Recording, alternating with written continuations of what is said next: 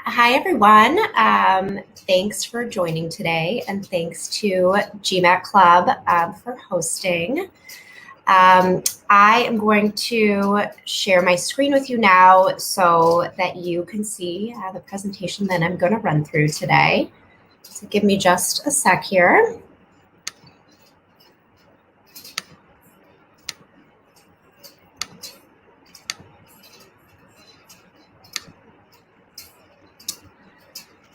All right, let's go back. All right, just to start, I'll introduce myself in a sec, but my name is Katie McQuarrie, and I am with Vantage Point MBA. I'm here today to talk to you about crafting compelling short-term career goals for your MBA applications. So this is part one of a two-part series.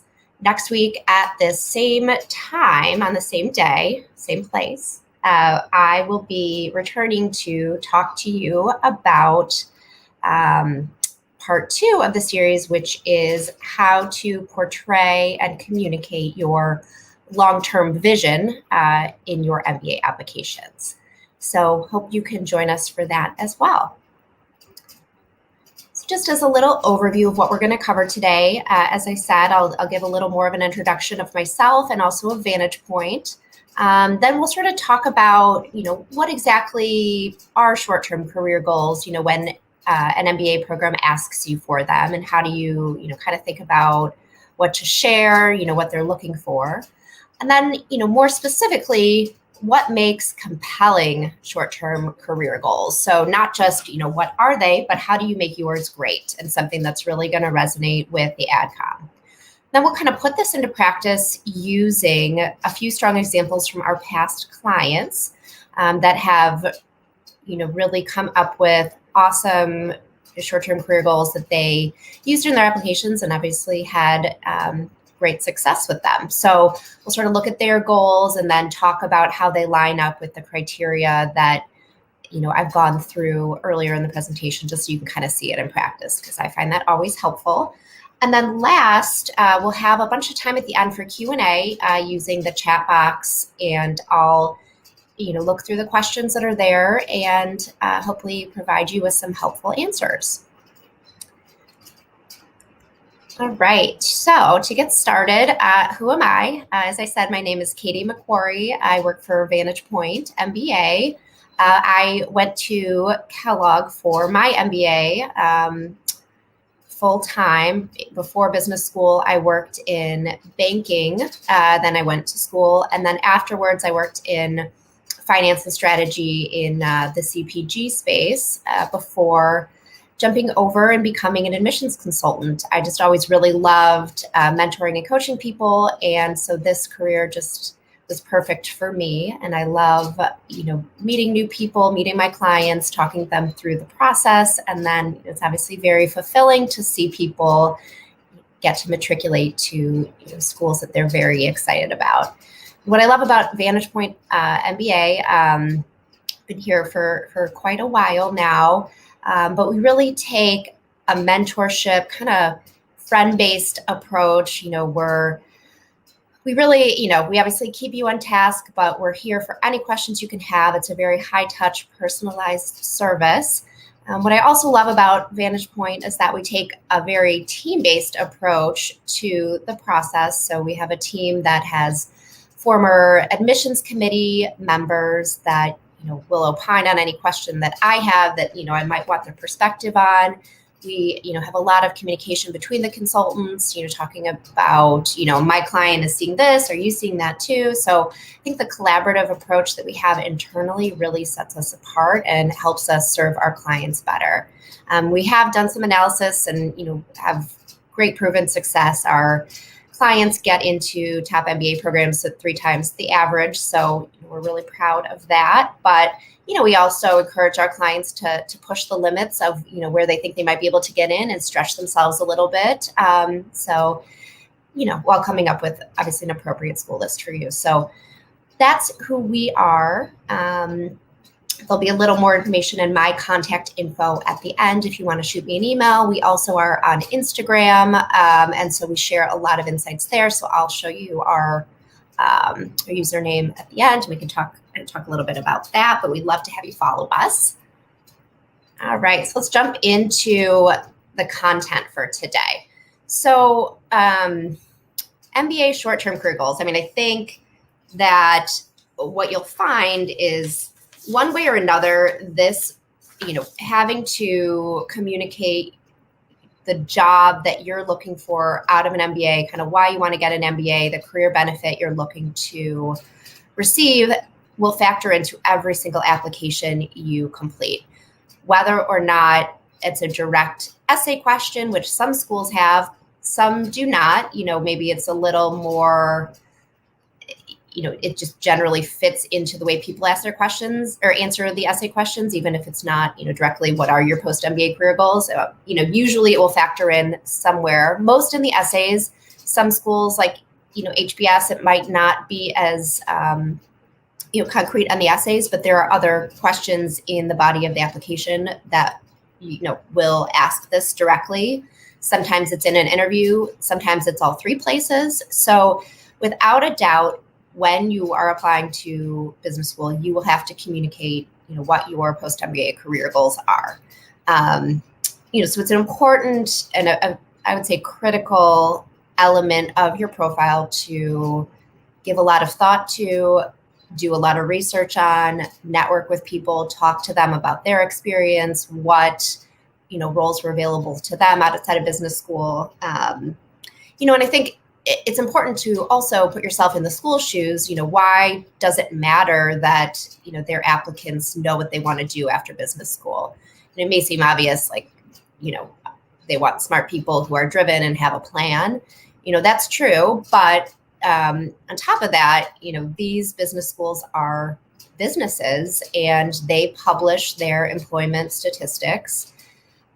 That's something that prospective students look at when they're deciding whether or not to apply, whether or not to attend. And so they want those to be as strong as possible. They don't want, people that don't know where they're going to be going, don't have a realistic sense of what jobs might be available to them, because that's going to, hurt them as a business and as an educational institution. And also, longer term, they want such an amazing group of alums that are going to come back and be involved in the school. And, one way to, help them figure out who those, the best and the brightest are going to be are the people that really define what their vision is, where they're going to go, and why the MBA is going to help them. So that's kind of background context of why this all matters. To get down to, more tactical things, how to define your short-term career goals. What are short-term career goals exactly? Schools will define it, sometimes a little bit differently, but generally it's the job that you will seek directly after graduation. Say you're recruiting on campus, companies come to campus for internships, for full-time employment. What is that first job that you're going to be seeking? Which jobs are you going to apply to? Which jobs are you going to interview for right out of business school? Perhaps, some schools think about this, and you may even think about your short-term career goals as that direct job after business school, maybe an intermediate step thereafter. But I would define short-term as, with something that you'll accomplish and do, for the first 3 to 5 years post-MBA. Another thing, to think about, and that's important to consider when you're coming up with your short-term career goals, they should be specific. So they're not just looking for someone who says, oh, I want to work in tech after business school. That's great, but, tech is a very big space. What function do you want to work in tech? What specific role are you looking for? Are you looking to work for a huge tech company? Are you looking to work for a startup, and why? And so you really need to just define kind of the industry and the type of company you're looking at, the function you want to work in, and perhaps even a specific role. So that's the level of specificity that schools are looking for when it comes to your short-term career goals. We'll talk about long-term, as I said, next week. as you get to 5 to 10 years out, you can be a little more general, but in terms of the short-term post-MBA career goals, they do need to have this level of specificity to be successful.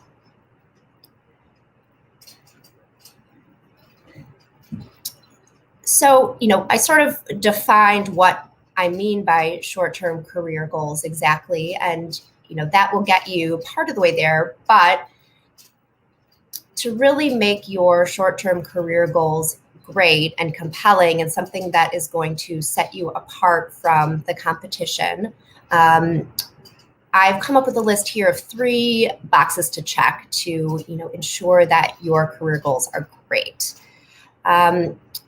So number 1, is something that employers hire for out of your target MBA programs. And I think it's important to say here, it doesn't have to be your typical post-MBA role. A lot of people go to business school and say that after school, they want to go into consulting and work for one of the big 3 consulting firms. Maybe they want to go into private equity and be an associate there. Maybe they want to work in product management and tech. I mean, those are very typical paths. And that's fine if that's what your true passion is. But that doesn't mean that you have to go that route, and business schools are only going to accept you if you go that route. Clearly, there's a big chunk of each class that goes into more niche things. So schools clearly are open to different types of goals, but in a big but here, it has to be something that employers hire for out of their program. It doesn't mean that it has to be an on-campus job posting. It could be something that you sort of network and find yourself, or maybe you want to do something more entrepreneurial, but it has to be, realistic. And so what I would say here is this is where your networking and your research come in. So talk to current students about, where their peers have gone that have come before them, where are they working now? Talk to people within your network that have their MBA, see what their career path is. This can be as easy as, a little sleuthing on LinkedIn to, look for people with, say, a Wharton MBA and, that graduated a couple years ago. What are the roles that they're in now, and what, which of those roles might be appealing to you? So those are good, and I guess another source I don't want to gloss over is the employment reports from these schools. Each school publishes this every year.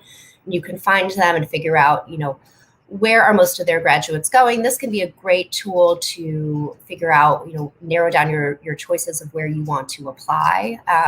But those are all ways to verify that, the roles you're thinking about and considering putting in your application as your, target post-MBA role is realistic and is something that employers, are going to hire for. Again, because it goes back to the schools wanting to make sure you have an idea of what you're going to do. Because, I think what surprised me when I got to school at Kellogg is that pretty quickly after arriving on campus, I kind of had to pick a path. I had to start going to presentations, and club meetings for my industry of choice, so you really can't and you don't have time to do everything. So you need to have an idea going in, and you need to have done your research of, what types of paths are available to MBA grads from your target programs, and then communicate those in your application. Related to this is number 2. So your background makes it realistic that employers will consider you for this position.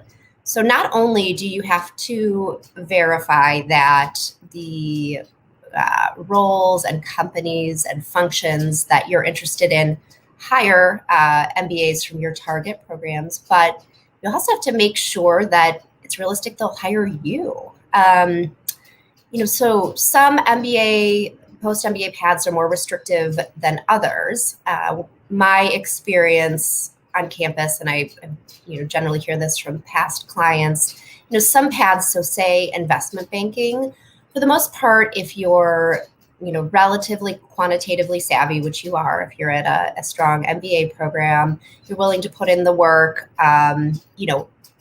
Investment banking is something it's available to people with a lot of different backgrounds, as long as you can do the networking and get your foot in the door, make it through the interviews. They'll take people with a variety of backgrounds. Something like tech product management, for instance, might be a little more restrictive. They might want people with computer science, coding, engineering in their background, maybe that have worked in tech before. So something like that's going to be a little more restrictive to people that have a specific background. So if you didn't have that background and then you talked about wanting to go down that path and your short-term goals, schools might be a little wary of whether that's realistic. And maybe that is still the goal that you communicate, but your essays should include sort of a game plan of how you're going to overcome that barrier, or at least acknowledging that it is a barrier and perhaps talking about what your plan B will be if you have trouble getting in the door because you might not have as relevant a background as others that are applying for the same positions.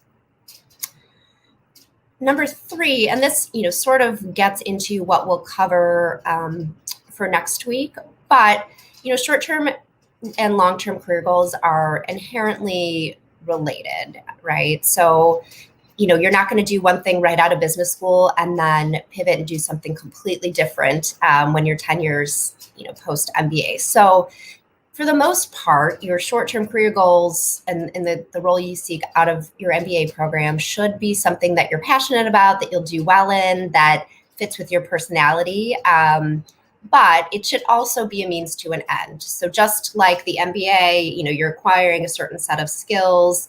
Your short-term role right out of business school, you should be building on those skills, utilizing those skills, but building some more, and then ultimately kind of leveraging the background you bring to the table with your pre-MBA work experience, the skills you acquire in business school, and then the skills you acquire in your post-MBA role. Those should all build to enabling what you communicate as your long-term goal. So, they really should be, your short-term goals should be tactical, and, you want to, part of the why and the rationale for why you're choosing those short-term goals is, because it will set you up for, success down the road and what you kind of ultimately want to do, kind of when you grow up, or, what you see the culmination of your career being. That should all be a very cohesive kind of linear story. All right, so the last thing we're going to cover today is a few strong examples. And, I'm going to talk through how each of these examples fits with the 3 boxes that we, talked about checking. So the first one, and I'll just read through it. My short-term goal is to join the financial institutions or technology group of a leading investment bank, which will provide the valuation and due diligence skills required of a well-rounded investor and enable my long-term goal of investing in growth stage fintech companies that foster progress in financial education and decision-making. So you'll see here, so that just to set the stage, so this client had a background in consulting at a big accounting firm. So not one of the more well-known management consulting firms, but more on the accounting side. But he had always worked with financial institutions and also a little bit with technology firms. So, thinking about the first box, so it's something that employers hire for out of MBA programs. Okay, he wants to go into investment banking. Great, definitely, checks that box.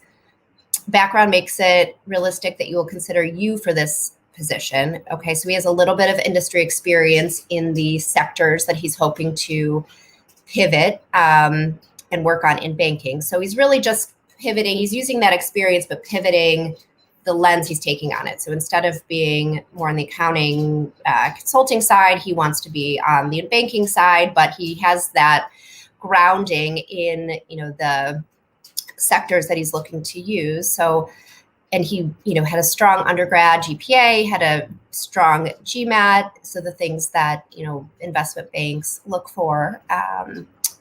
And so, it is reading this, it seems realistic that he would be able to get that role.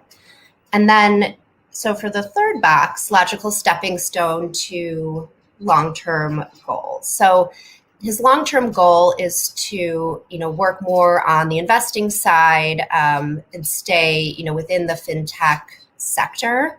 And he also has a passion for, financial education and decision making. So that's a little more of the niche and sort of the personal passion behind these goals. But, in order to get to the investment side, I think, employers and the admissions committee would see that he needed a little bit of, the kind of deal experience that he would get as a banker.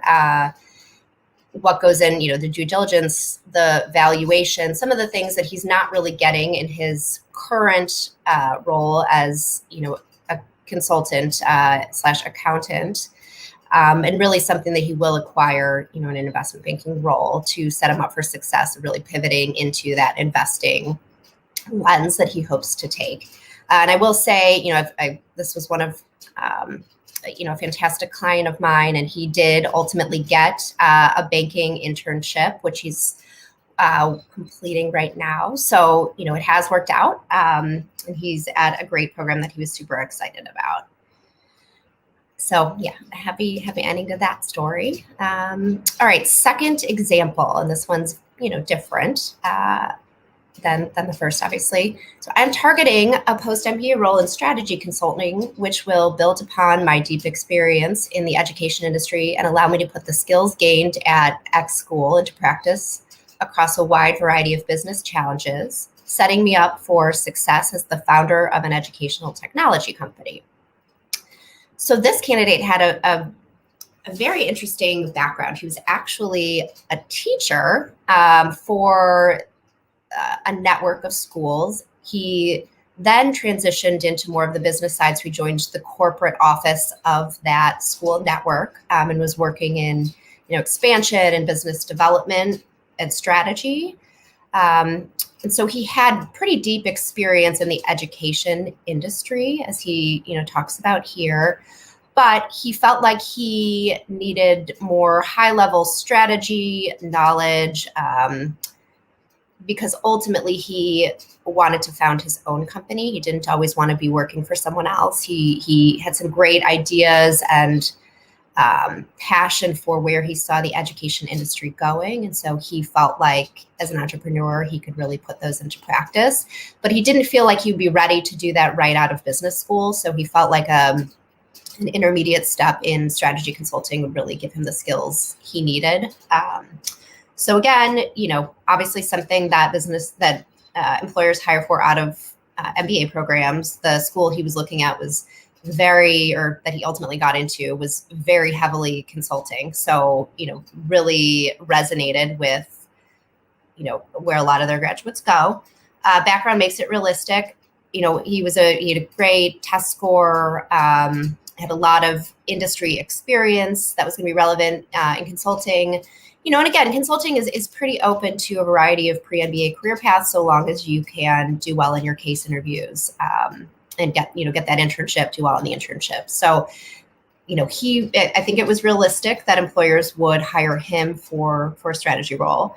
And then logical stepping stone to your long-term goals. I mean, I talked about it already, but the storyline there definitely makes sense. And I think it's a very smart one. All right. And then last example, immediately after business school, I will pursue a general management rotational program at a consumer-facing company such as Amazon or Mars.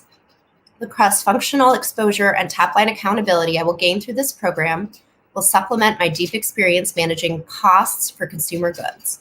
Ultimately, I want to leverage these skills to build my own consumer goods company, which I can build from the ground up. So this candidate worked or was in charge of the cost structure and supplier, framework and makeup and negotiations for a very large consumer tech company. Many of you are probably watching me on one of their products right now. And, so he knew the cost side of things in and out. He had also previously, before that, worked in consulting on the cost side, and he had an operations undergrad. So that was very much, bottom of the P&L was very much his strong suit. He had some family history of some fantastic entrepreneurs that had come up with great products, and he always felt a passion and always felt like he was going to be drawn to launching his own company that, would sell products that touched the consumer. So that was sort of where he wanted to go long term. But really the missing piece for him was he'd never worked in top line. He had never figured out how to build out a sales organization, how to motivate them, how to grow revenue, or really anything related to revenue. So his post-MBA step would be to do a general management rotational program where, he would work on a variety of different product lines for a big consumer company, and, figure out what the top line was all about, get those skills, management skills, figure out how to motivate a team. So that was sort of the backstory for him. And so, general management rotational programs, absolutely something that companies come to campus and hire for. His background, he had a very, very deep consumer goods experience. And while he didn't have kind of top line exposure, he had everything else. So, I think it's very reasonable to think that these employers would hire him.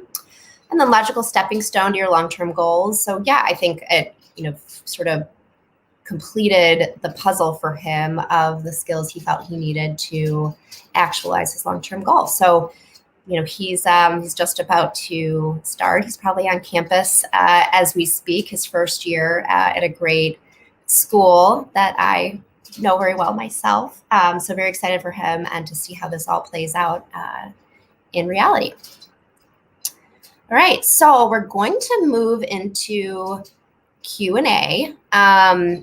But first, wanted to share my contact information. So you see my email there on the screen in black and white. And then below, there's our Instagram handle. We some great content on there, including kind of Ask Me Anything features where, if you have Q&A that pops up throughout the process, hold that and then you can ask us for one of these features. We have sort of a behind the scenes meet the AdComs. We're going to, ask questions of some of the AdCom members on our team and, get some answers there. So insider essay tips, lots of great content. So would definitely encourage you to follow us. And yeah, all right, I'm going to stop sharing my screen and then I will answer your questions that I see here in the chat box, if there are any. Oh, yes, there are. Okay, good. I'm going to just scroll here to the top.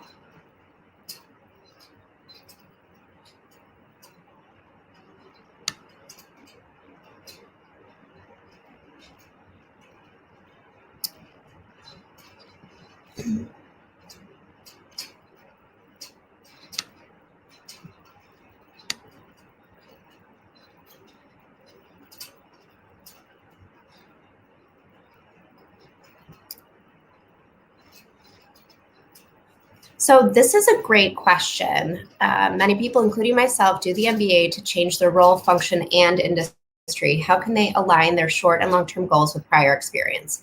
So this is a little tough. I would say that typically we recommend that, people communicate goals in their applications that maybe pivot on 2 of these 3 criteria, but perhaps not all, or maybe just one of them, not all. Like if you want to change, you want to stay in your industry but change function, or stay within your function but change industry, that's a little bit of an easier sell than changing both. However, it's certainly possible. I think that you would have to find some skills that would serve you well, that, you've developed in your current job that you can also leverage in your post-MBA job. And maybe that's not particularly specific to, what you've been doing, but maybe it's like communication. So say you work in sales now and you're always presenting to clients and communicating with, C-level executives at your clients, and, in a big piece of what you want to do post-MBA leverages strong communication skills. I mean, maybe that's the bridge that you communicate. So the prior experience that you can kind of communicate. Another avenue, if you are trying to make, this dual pivot is what we call it, you can perhaps leverage some extracurriculars. So say you're really passionate about technology and you want to pivot into the tech space. Perhaps outside of work, you've taken some courses, to learn about that industry. Maybe you're involved in, extracurriculars. Maybe in college, you had some private experience with it or prior experience with it. So I think even if it's not a very obvious connection, I think it is important to find that linking thread and communicate it to the AdCom.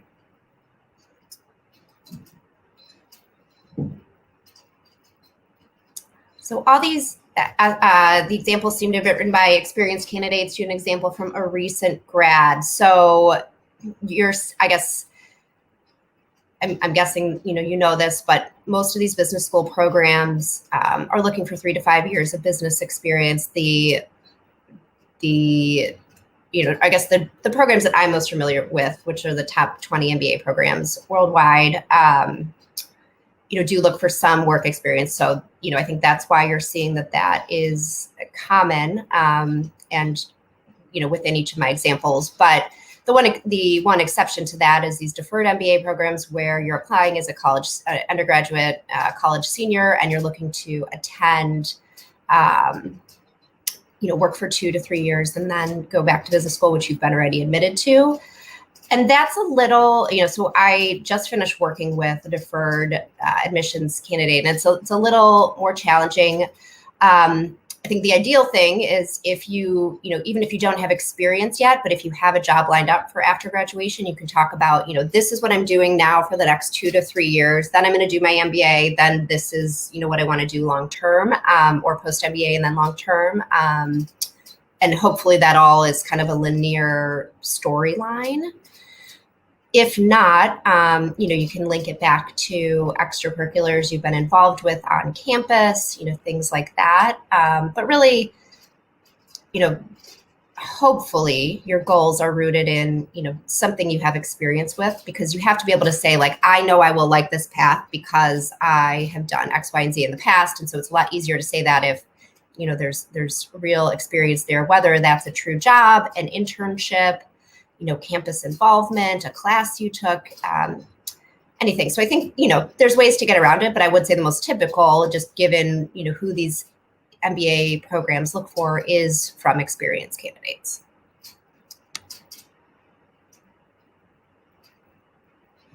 Yeah, so this is a great question. And I actually love that Fuqua does ask it this way, because I think it's, it acknowledges that consulting is very competitive. A lot of people go through the process and unfortunately don't get an offer for an internship. And then, it's a little bit harder to re-recruit second year, not impossible.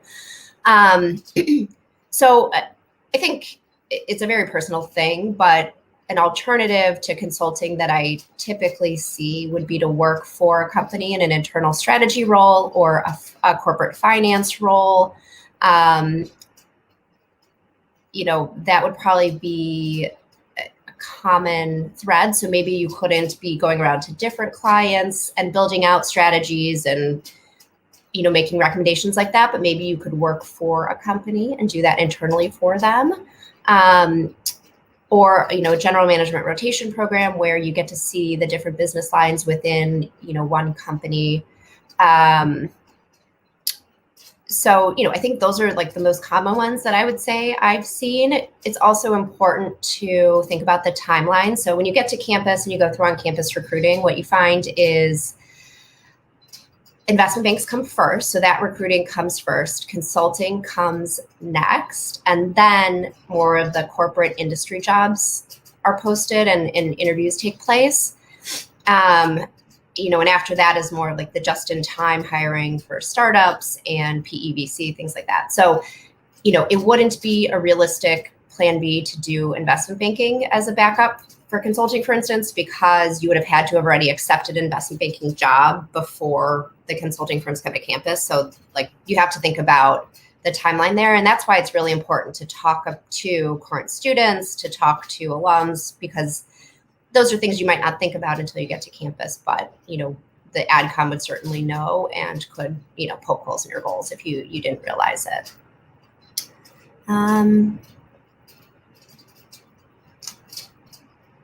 All right. Kind of management with an experience of 3 years in operations.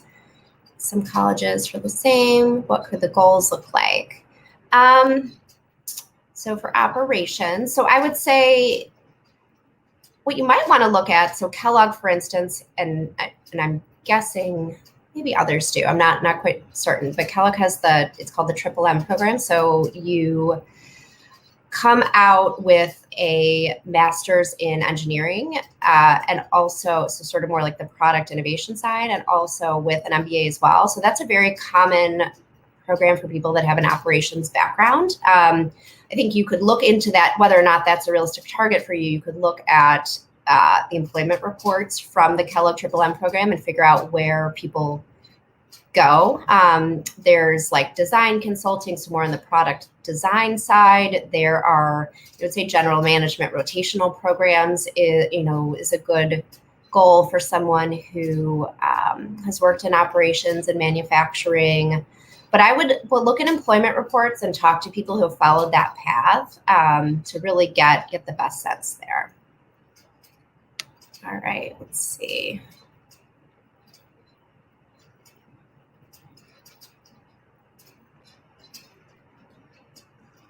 It's a good option for entrepreneur. So if you have an entrepreneurship background,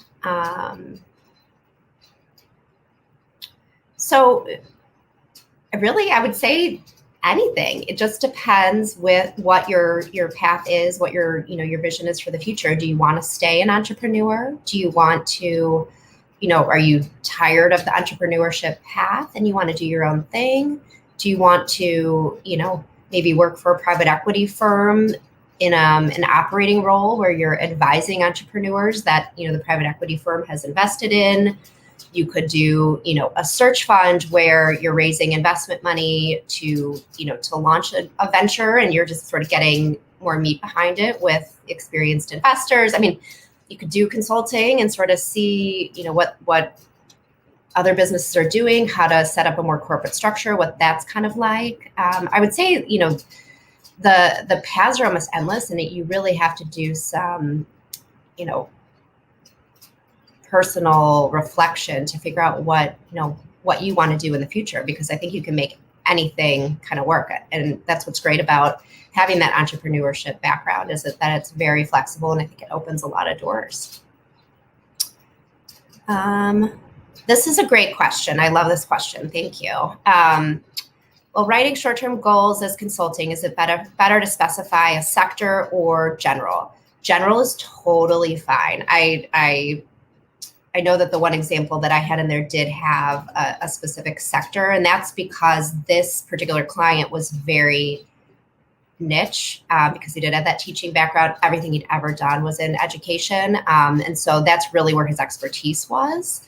But I would say it's probably even a safer bet to just do general consulting, because I think those are easier roles to get. It's changing a little bit because the consulting firms more and more are hiring for sector jobs where they didn't used to. They used to just hire generalists. So I really think that either could work, and I wouldn't say that one is better than the other. I would just say that it depends on your background and what you want to get out of it. Like, why is consulting what you want to do? How, what skills are you looking to gain? If you're not looking to get that specific industry knowledge, and you want to sort of explore a variety of industries, maybe you just go general.